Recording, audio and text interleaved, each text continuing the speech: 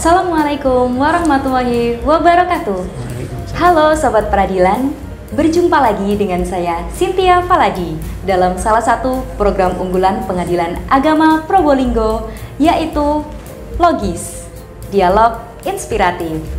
Nah, seperti judul program ini akan selalu konsisten menghadirkan tokoh-tokoh inspiratif di bidang peradilan. Khususnya seperti saat yang istimewa ini, kita telah duduk bersama dengan tokoh besar, tokoh yang patut kita jadikan inspirasi bersama, yaitu Yang Mulia Dr. Haji Imron Rosyadi, SHMH. Saat ini beliau menjabat sebagai Hakim Agung Mahkamah Agung Republik Indonesia. Luar biasa sekali bukan teman-teman? Nah, pada kesempatan yang baik ini kita akan sedikit belajar dari beliau dan menggali cerita-cerita inspiratif dari beliau. Untuk lebih lanjut, yuk kita langsung sapa beliau. Assalamualaikum Yang Mulia. Waalaikumsalam warahmatullahi wabarakatuh. Salam sehat Mbak. Salam sehat Yang Mulia. Bagaimana kesannya dengan PA Probolinggo? Alhamdulillah, saya melihat luar biasa untuk Pengadilan Agama Probolinggo. Kemajuannya justru sangat pesat sekali dari beberapa tahun yang saya amati. Selamat datang sekali lagi kami ucapkan Yang Mulia di Pengadilan Agama Probolinggo. Terima kasih. Ya, terima kasih. Mohon izin Yang Mulia, saya dan Sobat Peradilan di luar sana ingin belajar mengenai beberapa hal dari Yang Mulia. Apakah Yang Mulia berkenan? Insya Allah sejauh yang bisa kita bagi, kita bisa berbagi untuk kebaikan semuanya. Alhamdulillah, semoga berkah bagi Yang Mulia. Amin. Mungkin pertanyaan pertama Yang Mulia, kita sangat kepo nih. Yang Mulia kan sudah melalui banyak sekali perjalanan dan sudah menjadi hakim selama puluhan tahun ya Yang Mulia. Ya? Iya betul. Dan telah ada di banyak sekali satker. Nah, kita kepo nih Yang Mulia, kira-kira perkara apa yang paling rumit yang pernah Yang Mulia tangani? Baik Mbak Cynthia, mau berbagi cerita sedikit ya. Betul yang Mbak Cynthia sampaikan tadi bahwa pengalaman saya sebagai hakim sudah melanglang buana senusantara. Dimulai dari Laut Cina Selatan di Natuna itu, yang boleh dibilang dari akar ya, sampai kemudian mencapai puncak pada peradilan tingkat pertama di Jakarta Selatan. Itu jadi kami tempuh mulai dari akar sampai kepada puncaknya di Jakarta Selatan. Tentu banyak pengalaman yang bisa saya berbagi dengan Mbak Cynthia dan teman-teman Sobat Peradilan semua ya. Pada intinya perkara-perkara yang kita tangani itu sebenarnya sih wajar-wajar saja, tapi ada satu dua perkara yang mungkin menjadi perhatian kita, perhatian khusus, yaitu tentang ekonomi syariah, di mana pada saat itu sebenarnya persoalannya terletak pada kita kewenangan itu masih baru, sehingga hakim itu harus banyak belajar, terutama tentang kewenangan ekonomi syariah itu kan baru ya, terhitung baru gitu. Dan sesungguhnya perkembangan ekonomi itu perkembangannya sangat pesat sekali. Justru kita melihat regulasi itu banyak tertinggal oleh perkembangan itu sendiri, sehingga sebagai hakim ekonomi syariah itu juga harus sering ya update tentang peraturan-peraturan perundang-undangan yang berlaku. Maka dari itu Badilak sepertinya sering sekali mengadakan bimbingan teknis mengenai ekonomi syariah ya Yang Mulia ya? Iya betul, jadi salah satu untuk menjawab tantangan kita ya, kan konon pertama kali ketika kewenangan ekonomi syariah itu diberikan kepada peradilan agama kan banyak yang mempertanyakan apakah mampu hakim pengadilan agama menangani ekonomi syariah. Pada saat itu para pimpinan kita, orang tua kita menjawab dengan menggesa atau mendorong kepada semua hakim untuk melanjutkan pendidikan ke S3. Maka ada istilah waktu itu berkembang istilah doktorisasi gitu. Jadi semua hakim-hakim diharapkan untuk menambah peningkatan jenjang pendidikan. Dengan demikian juga kepercayaan publik semakin lama semakin ya ada ya, semakin meningkat. Kemudian ditambah juga dari program di Badan Peradilan Agama ya maupun di Kamar Agama di Mahkamah Agung, kita selalu memberikan bintek tentang ekonomi syariah, dan bahkan untuk hakim yang bisa menangani perkara ekonomi syariah itu adalah hakim yang sudah bersertifikasi sebagai hakim ekonomi syariah, yang dididik dulu selama beberapa lama ya, berminggu-minggu di Mahkamah Agung ya. Kemudian mereka yang lulus mendapatkan sertifikat. Dengan demikian ya searah ya dengan usaha-usaha ini, kepercayaan masyarakat untuk menangani perkara ekonomi syariah di lingkungan peradilan agama ini semakin meningkat. Oh iya, baik Yang Mulia. Jadi Badilak terutama Mahkamah Agung akan terus meningkatkan kompetensi pegawainya untuk menangani perkara ekonomi syariah. Betul Mbak Cynthia, betul. Okay. Kemudian untuk pertanyaan yang kedua Yang Mulia, mohon izin. Sebagai Hakim Agung yang salah satu tugasnya adalah memeriksa dan mengadili perkara di tingkat kasasi dan mohon maaf, kasasi dan juga peninjauan kembali. Kira-kira temuan apa saja yang paling banyak Yang Mulia temui sehingga harus menjadi perhatian khusus bagi hakim tingkat pertama? Ya, terima kasih Mbak Cynthia. Jadi pengalaman kita untuk menangani perkara pada tingkat kasasi, sebagaimana kita ketahui bahwa hakim tingkat pertama dan tingkat banding itu disebut dengan yudek faksi. Yudek faksi itu punya dua tugas di dalam menangani perkara, yaitu menemukan fakta ya. Yang kedua adalah menemukan hukum. Satu, menggali fakta, menemukan fakta, dan kedua adalah menemukan hukumnya gitu. Di dalam masalah menggali fakta ini yang paling penting adalah mengkonstatir perkara, bahwa gugatan itu kan kebenaran sepihak, versi dari pihak penggugat ya, maka perlu diuji kebenarannya dari gugatan, kemudian ada jawaban, maka perlu diuji dengan bukti-bukti yang ada. Nah, disinilah yang seringkali yang perlu mendapatkan perhatian ya, bahwa teman-teman di tingkat pertama ini benar-benar harus memiliki kemampuan dan pengetahuan tentang sistem pembuktian gitu, penerapan pembuktian, baik bukti surat, bukti saksi, dan bukti-bukti lainnya. Karena dengan sistem pembuktian yang bagus, ini fakta yang diperoleh juga akan valid, dan kemudian penerapan hukumnya juga bagus. Ya, ini yang sering saya sampaikan, minta perhatian dari teman-teman di pengadilan tingkat pertama. Berbeda dengan pemeriksaan pada tingkat kasasi ya. Pemeriksaan pada tingkat kasasi itu kan memeriksa untuk apakah penerapan hukumnya sudah benar. Jadi istilahnya ada question of fact, ada question of law ya. Jadi perkara yang masuk pada tingkat kasasi itu ya yang dipertimbangkan adalah question of law. Jadi bagaimana, apakah penerapan hukumnya itu sudah benar atau tidak. Dan ini ketika dari tingkat pertama sistemnya sudah bagus ya, pembuktiannya sudah bagus ya, jadi konstatirnya sudah bagus, maka sebenarnya ini akan mempermudah juga di dalam menilai penerapan hukum pada tingkat kasasi. Baik, itu terima kasih. Ya. Baik, jadi intinya hakim-hakim tingkat pertama harus benar-benar memperhatikan mengenai alat bukti gitu ya, Bu ya. Sistem pembuktiannya. Iya betul, di persidangan. Baik, kemudian sebagai Hakim Agung Kamar Agama, bagaimana harapan Yang Mulia terhadap hakim-hakim secara umum Yang Mulia, khususnya hakim tingkat pertama? Iya, terima kasih. Jadi saya punya harapan besar pada adik-adik hakim di tingkat pertama, karena wajah pengadilan 10 tahun, 15 tahun yang akan datang itu sebenarnya ditentukan oleh keberadaan adik-adik sekarang. Kalau kami ini kan generasi sudah afkir ya, sudah tua. Jadi harapan kita pada adik-adik, maka adik-adik jangan berhenti untuk membaca, karena membaca itu adalah jendela pengetahuan.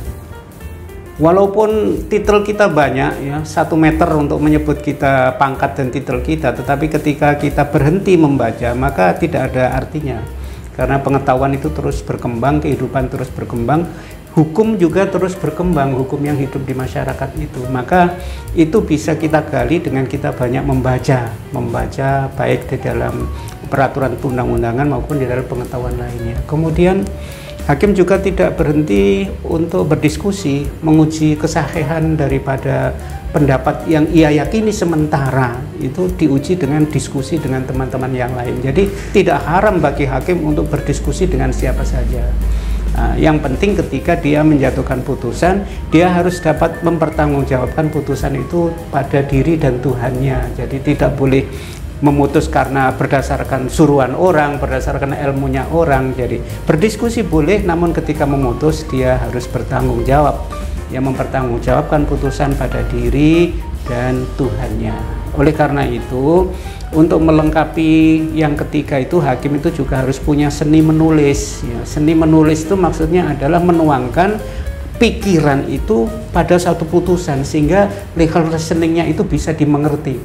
Jadi pihak-pihak ketika kalah atau menang itu bisa memaklumi, oh saya kalah karena begini loh pertimbangan hakim itu. Nah, ini otomatis akan mengurangi apa namanya volume kasasi, ya, karena sudah tahu ini, oh ini berarti betul maklum saya kalah karena saya begini gitu. Berbeda dengan sebenarnya putusannya baik, tapi cara menyampaikan tulisannya ketika menyusun argumentasinya kurang begitu bisa. Akhirnya juga pihak-pihak ketika membaca menjadi salah paham, sehingga juga akan mendorong mereka karena tidak memenuhi rasa keadilannya kemudian melakukan upaya hukumnya.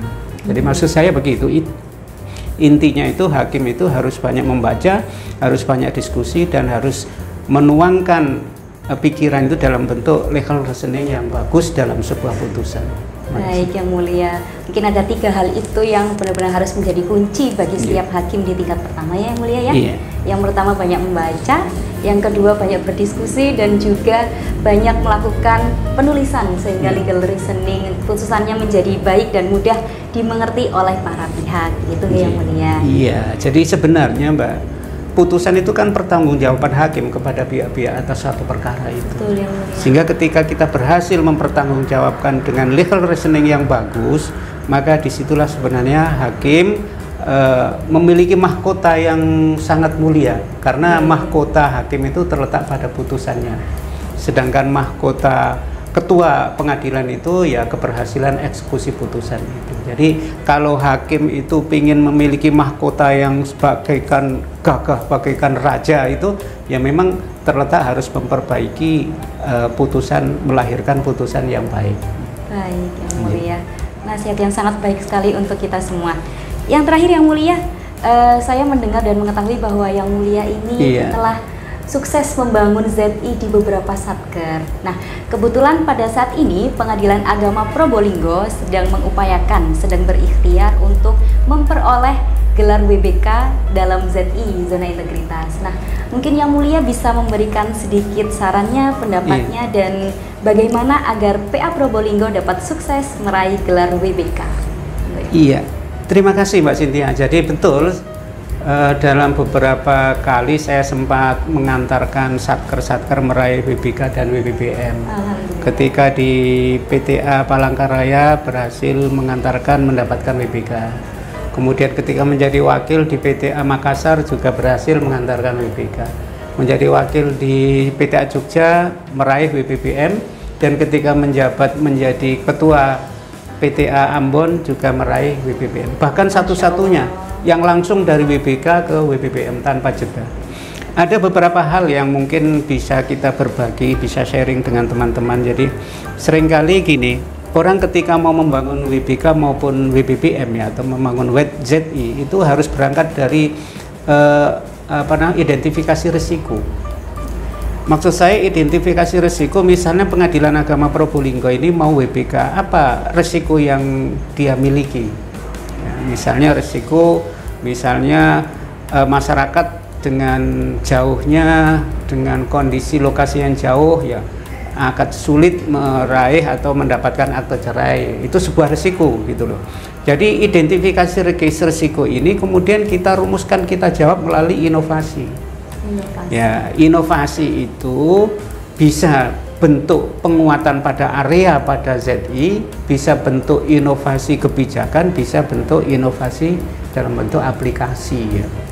Ya ingat bahwa yang namanya inovasi itu adalah menyelesaikan, menjawab sebuah tantangan yang dengan speed kecepatan waktu dan area yang luas, speed time and speed zone.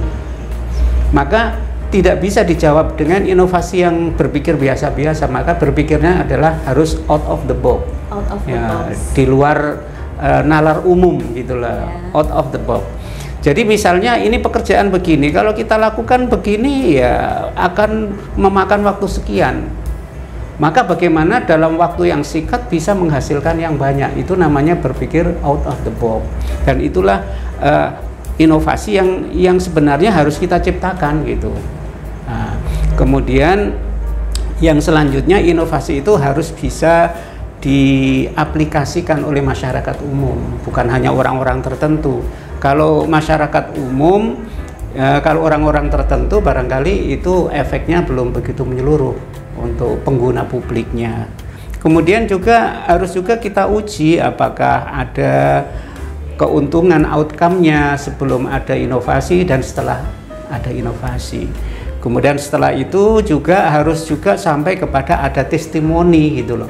Testimoni itu kan persaksian, jadi orang yang menggunakan aplikasi inovasi itu bagaimana antara before dan afternya.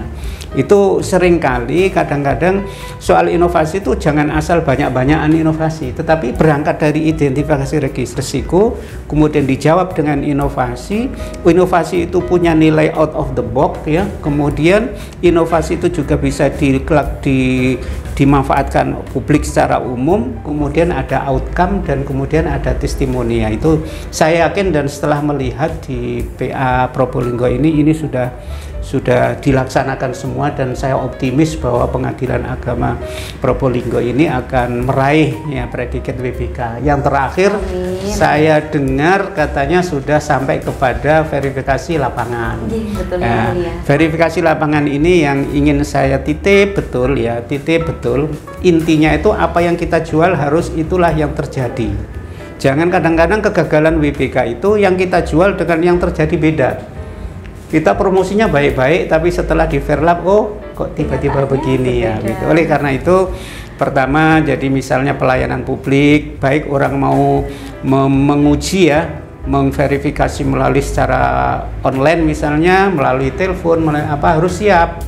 Ya, harus siap tenaganya, kemudian SOP di dalam menerima telepon bagaimana. Termasuk juga ketika nanti pelayanan publik orang datang ke sini misalnya dalam bentuk ya sebenarnya menguji saja dalam bentuk mystery shopper, bagaimana ketika melayani orang yang masyarakat itu kan macam-macam. Ada yang keterbatasan fisik ya. Oleh karena itu pembangunan ZI juga harus melahirkan suatu pelayanan yang inklusif. Pelayanan yang inklusif itu adalah pelayanan yang terbuka bagi semua lapisan masyarakat. Betul. Termasuk juga penyandang disabilitas gitu. Oleh karena itu semua itu harus kita siapkan, dan saya yakin, saya termasuk yang memberikan testimoni bahwa di Pengadilan Agama Probolinggo sudah dilakukan semua. Saya optimis, mudah-mudahan tercapai. Terima kasih. Amin. Terima kasih banyak Yang Mulia atas insight-nya dan atas nasihatnya kepada kami. Sangat menarik sekali perbincangan kita pada kali ini. Namun waktu harus memisahkan kita. Terima kasih banyak Yang Mulia sudah berkenan memberikan wejangan dan juga nasihat pada kami. Semoga membawa berkah bagi Yang Mulia sekeluarga. Amin. Nah, Sobat Peradilan, itu dia perbincangan kita kali ini. Terima kasih telah menonton podcast Logis. Jangan lupa tunggu podcast kami selanjutnya. Jangan lupa like, comment, share, subscribe YouTube kami. Saya Cynthia Faladi, pamit undur diri. Wassalamualaikum warahmatullahi wabarakatuh. Waalaikumsalam.